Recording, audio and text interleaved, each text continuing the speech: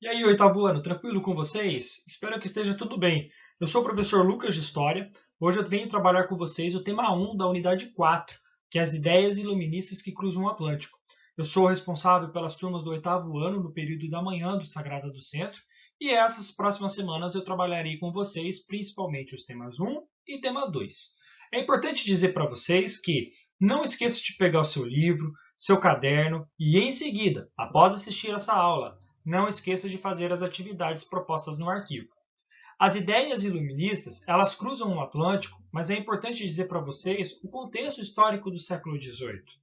É importante falar que desde o início do ano nós estamos trabalhando com vocês iluminismo, nós estamos trabalhando com vocês ainda a Revolução Industrial e ainda trabalhamos já em períodos de quarentena a famosa Revolução Francesa. Gente, tudo isso teve, principalmente, além de outros acontecimentos da história, tiveram interferência justamente das ideias iluministas. E agora, depois de passar por tantos outros países da Europa, elas vão acabar cruzando o Atlântico no final do século XVIII. E quando elas cruzam o Atlântico no final do século XVIII, elas serão motivadoras de independências dentro da América. É importante falar que essas motivações de dependência fizeram com que o primeiro país da América que se tornasse independente, livre da metrópole, nada mais era do que a independência dos Estados Unidos da América, o que nós chamamos anteriormente de 13 colônias. E logo você vai saber o porquê. Além disso, vocês vão ver que essas ideias iluministas também chegarão e motivarão vários outros acontecimentos dentro do Brasil. Então, fique ligado, preste atenção no que nós vamos trabalhar aqui com vocês, pois isso tudo vai refletir lá na nossa próxima unidade, na unidade 5, como que isso veio parar aqui no Brasil. Beleza? Então preste atenção de como que nós vamos trabalhar a partir de agora, o que essas ideias repercutiram tanto dentro da América. Para início de conversa, vocês precisam saber como é que o iluminismo chegou ali nas chamadas 13 colônias, o que hoje seria Estados Unidos da América. Para vocês entenderem essa primeira forma como que ele chega, é preciso vocês saberem uma coisa aqui importante. Olha só, a maior parte dos primeiros colonos a chegar na América do Norte, ela era formada por puritanos. Não sei se vocês lembram, mas quando nós estudamos revoluções na Inglaterra, vocês viram a Revolução Puritana e a Revolução Gloriosa. E dentro dessas duas revoluções, vocês também viram uma discussão entre o rei e o parlamento. E além dessa discussão entre rei e parlamento, vocês também viram que tínhamos uma discussão entre protestantes e católicos. Mas a ideia protestante também era chamada dentro da Inglaterra de puritanismo, tanto que a revolução foi conhecida como Revolução Puritana. Os puritanos, nessa discussão, nessa perseguição política que cada vez mais era agressiva entre católicos e protestantes, fez que uma boa leva desses puritanos acabassem virando, né, de lado e acabassem migrando justamente para a América. E quando eles migram para a América, o que acontece?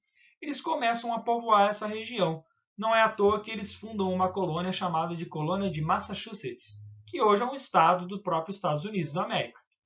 O que vai acontecer daqui para frente é que vários outros grupos protestantes, logo mais em seguida, começaram também a chegar aqui na região. Tanto que vieram presbiterianos, anglicanos, luteranos e outras levas de puritanos. No princípio disso tudo, os protestantes tinham uma educação muito formal e eles incentivavam a leitura e a interpretação da Bíblia. O que aconteceu? O que isso tem a ver justamente com o iluminismo? Muitos vão me perguntar sobre isso. Mas, gente, entre os séculos 17 e 18, vários colonos acabaram fundando escolas comunitárias.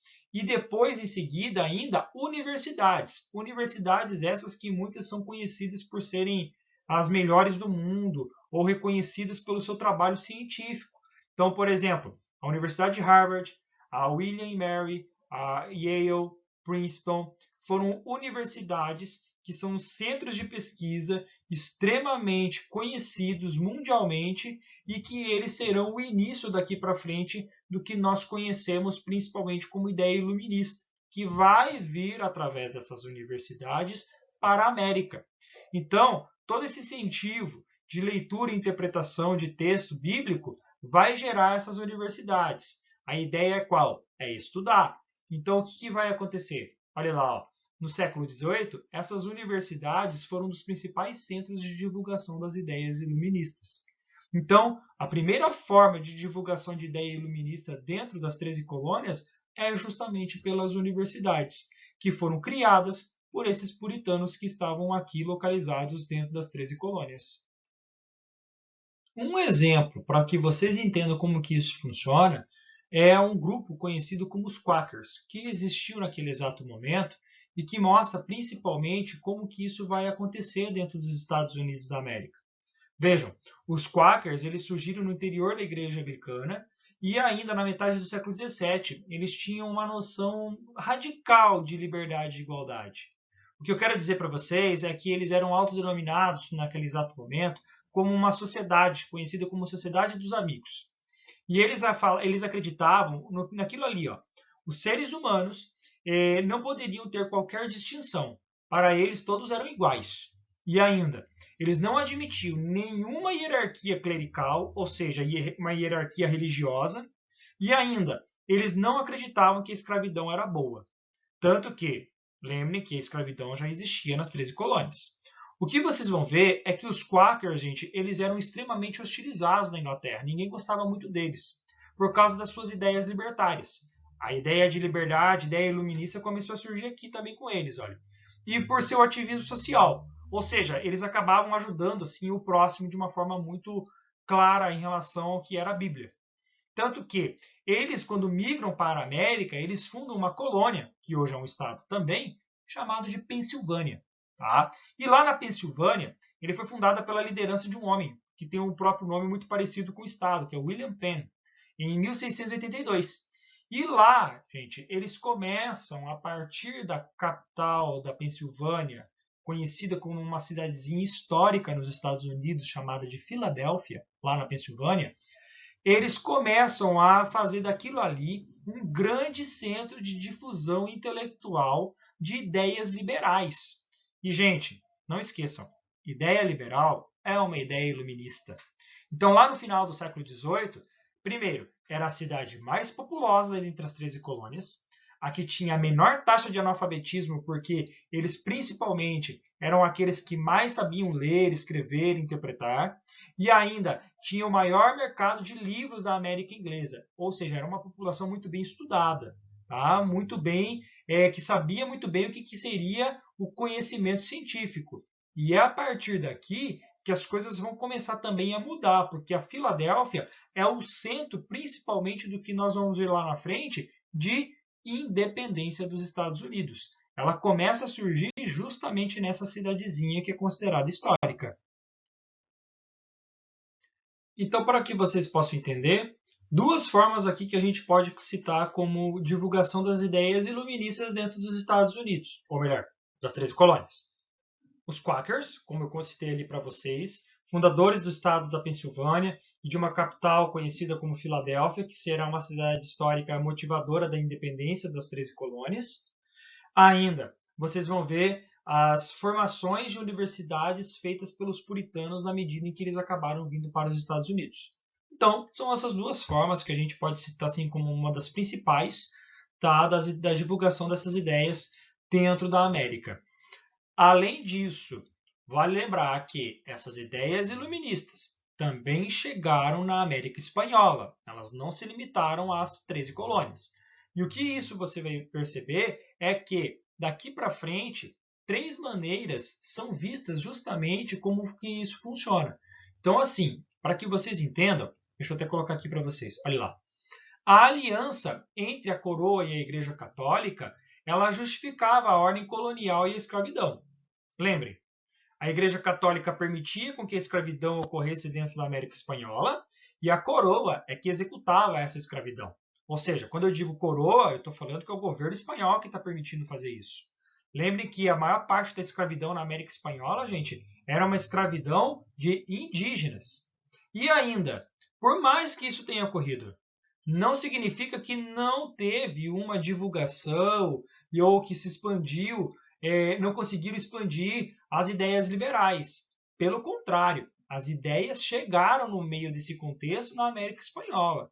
Então, em vários países que falam a língua espanhola hoje, eles tiveram essas ideias liberais chegando já no contexto do século XVIII. Então, quando isso ocorreu, você vai perceber que várias formas acabaram sendo vistas como principais divulgadoras desses ideais iluministas dentro da América Espanhola. A primeira que você encontra ali, são as novas ideias políticas difundidas por universidades que tinham sido criadas pelos próprios espanhóis em suas colônias. Então, olha só, universidades como a de São Marcos, no Peru, a de Chuquisaca, na Bolívia, e a de Córdoba, na Argentina, foram universidades em várias cidades da América que acabaram divulgando esses ideais iluministas.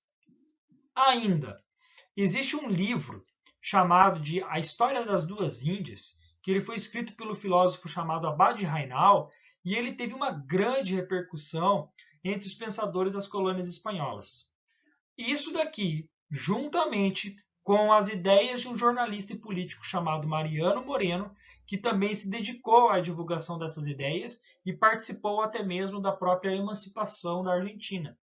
Então pensa, você tem uma universidade, você tem um grande escritor, filósofo da época que era o Rainal, e ainda um jornalista, tá, argentino. Eles são os 3 pontos que a gente pode dizer para vocês que acabaram divulgando essas ideias iluministas. E ainda, o Rainal, ele condenava nas suas ideias a colonização. Ele defendeu o direito dos povos e as liberdades naturais. Lembra daquelas ideias do John Locke, do Rousseau, do Voltaire? Tudo isso estava presente justamente no seu livro aqui, o livro do Rainal. E isso, gente, cada vez mais começou a aumentar, a borbulhar, a fervilhar dentro da América, ao ponto dela expandir e futuramente transformar todas essas colônias em independência, tá? E assim se encerra aqui o que seria principalmente a divulgação dessas ideias iluministas, tanto na América Espanhola, como também na América Portuguesa. Você pode se perguntar assim, poxa, professor, mas e daí? O que a gente faz então com a América Portuguesa, que é o Brasil? Gente, o Brasil é um segundo momento, porque o Brasil você vai começar a perceber que a independência brasileira é muito mais complexa do que, por exemplo, a independência da América Espanhola e do próprio Estados Unidos. Beleza? Então vocês vão ver daqui para frente que as coisas vão funcionar de uma outra forma.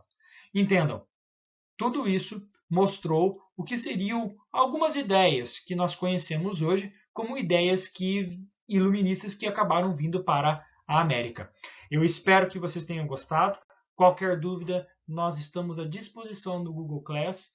E qualquer dúvida, entre em contato conosco, gente. Beleza? Um abraço para vocês e até mais. Tchau, tchau.